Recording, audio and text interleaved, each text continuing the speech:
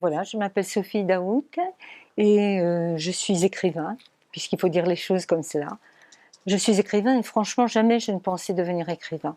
Je suis devenue écrivain à cause de ou grâce à la toxicomanie de mon fils. Avant, dans une autre vie, j'étais professeure, j'étais aussi conseillère d'orientation psychologue. Je crois que je faisais très bien mon métier, enfin j'étais reconnue. J'étais un petit peu madame zéro faute. Je faisais tout très bien. Je croyais que j'étais très bonne partout. Maintenant, je sais qu'il n'en est rien. J'ai fait beaucoup de chemin. Et grâce ou à cause de la toxicomanie de mon fils. Car bien sûr, la drogue, je savais bien que ça existait, mais ça existait chez les autres. Ça ne pouvait pas exister chez moi. Chez moi, puisque j'étais Madame Zéro Faute, on parlait de la drogue, on en parlait avec des mots de tous les jours, mais de façon très intellectuelle, puisque la drogue, c'était pour les autres.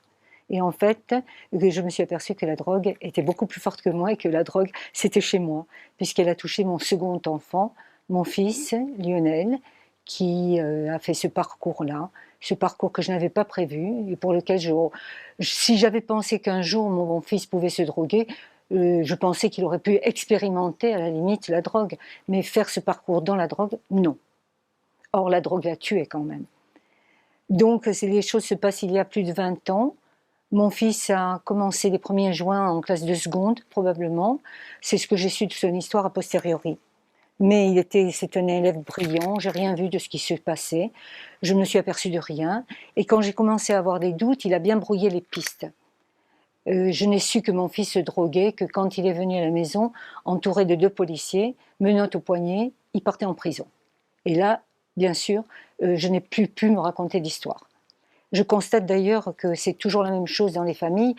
Actuellement encore, les parents sont les derniers à se rendre compte. Mais moi, les parents, je les avertis et on travaille ensemble. Les parents doivent être mis au premier rang de la prévention et du dialogue avec les enfants. Moi, pour mon histoire, le proviseur du lycée était au courant, le docteur du lycée était au courant, et personne ne m'a mise au courant, moi la maman. Et ça, c'est un de mes grands, grands regrets. Je pense que si j'avais su, j'aurais peut-être pu faire quelque chose. Voilà, enfin, mon fils arrive, me note au poignet, part en prison, et moi, je tombe malade. Devant mon combat, une association de parents est née. Ce sont des parents, cette association est née il y a 8 ans. Ce sont des parents qui sont regroupés autour de moi. Notre association s'appelle Pour une jeunesse sans drogue. Elle a son siège à Fréjus. Nous faisons des actions localement, mais nous avons aussi un site internet www.jeunessesandsdrogue.com et nous avons en particulier un forum dans lequel s'expriment et des parents et des jeunes qui cherchent à se faire aider pour leur consommation de cannabis ou qui nous font part de leur expérience ou qui viennent en aide aux familles qui sont dans la désespérance. Alors, comme je le disais tout à l'heure, c'est très difficile pour les parents de se rendre compte de la consommation d'un jeune, de leur enfant. Parce que dans un premier temps, tout se passe bien. On ne voit rien. C'est la lune de miel avec le produit. Effectivement, il a l'air de remplir le contrat, il a l'air d'avoir tous les bienfaits dont les dealers parlaient. Il rend zen, on est cool, les problèmes s'estompent, on se sent joyeux, rigolard, etc. Ça, c'est la lune de miel. Mais la lune de miel, bientôt, ça devient la lune de fiel. Au début, on prend du cannabis pour être bien, et ensuite on prend du shit pour ne plus être mal. Donc on s'en sert comme un remède pour essayer de combattre une espèce de mal-être. Donc les parents ne se rendent compte de rien parce que, comme disent les jeunes, je gère. Ils gèrent, mais pas longtemps. Au bout de 6 mois, 1 an et demi, quelques signes peuvent alerter les parents. Quels sont ces signes? Eh bien, ça peut être un comportement qui change, un jeune qui s'enferme un petit peu dans une espèce de dépression, un discours très négatif, des résultats scolaires fortement en baisse, un changement d'amis, un changement de rythme dans la façon de vivre, c'est-à-dire que le matin on a du mal à sortir du lit, le soir en revanche on est en pleine forme, un changement de copains aussi, et ça je crois que je l'ai déjà dit, mais un changement dans les activités. Le jeune n'est plus motivé. S'il aimait faire du sport, il n'aime plus. S'il aimait certaines activités, il n'aime plus. C'est cela qui peut alerter les parents. Le plus souvent, c'est quand même la chute dans les résultats scolaires qui fait tilt, parce que les parents là sont obligés de se rendre compte. Ces signes là donc peuvent être malheureusement euh, peuvent être confondus avec les problèmes de l'adolescence. Et c'est pour ça que les parents ne sont pas très très bien placés pour l'aider à régler ces problèmes. Il faut absolument qu'ils passent par quelqu'un d'autre, par un médecin, quand le médecin est capable de comprendre. Les psychologues, quand ils ne renvoient pas les parents à leur culpabilité.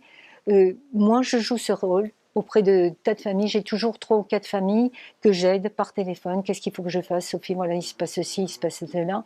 Et en général, on peut trouver dans des associations comme la nôtre, il y en a un petit peu partout en France, des gens qui assurent cette triangulation, cette médiatisation, cette médiation plus exactement.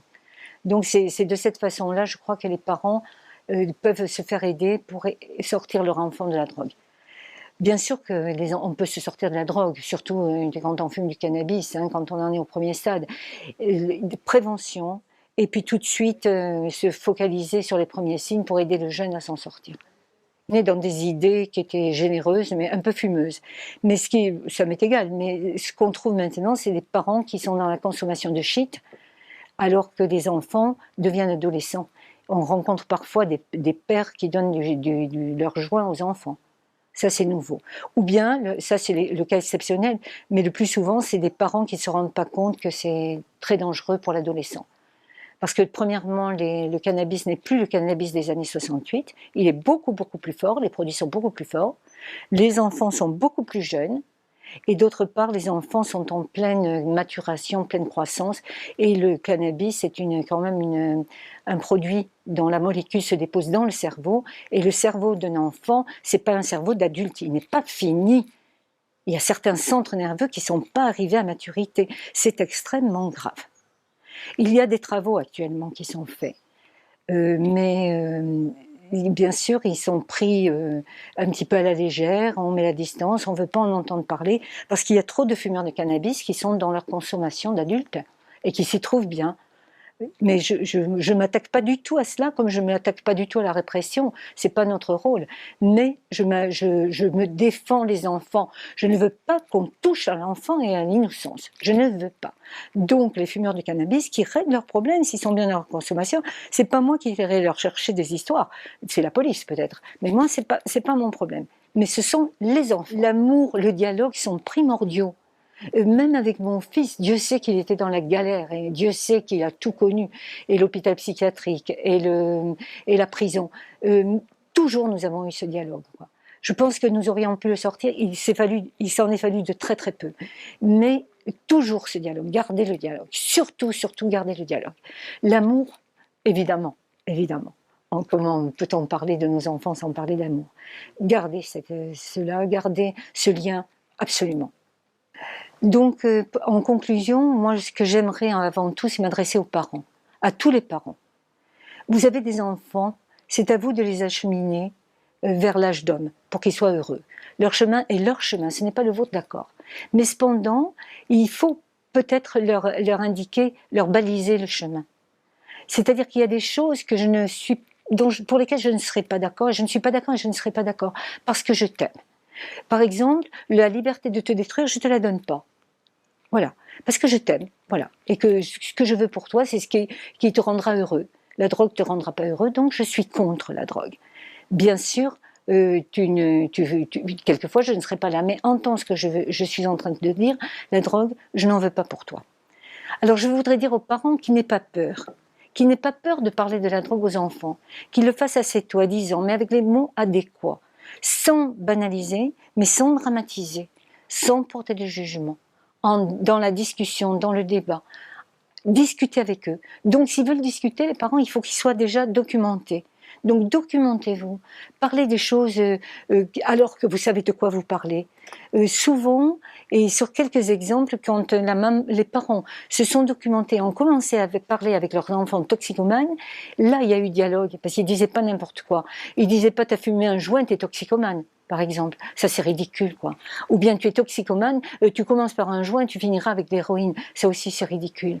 On peut avoir peur, mais le rôle du parent, c'est justement de faire avec ses peurs et aller plus loin. Prendre la main de l'enfant, de l'accompagner et de lui dire ce qui est bon pour lui. Voilà.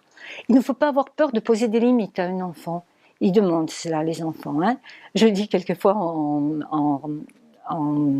pour rire aux parents, n'ayez pas peur de frustrer vos enfants. Ils vous en voudront pour le moment, mais quelquefois vous les rassurez. Bon, pour revenir au problème de la drogue, parlez-en.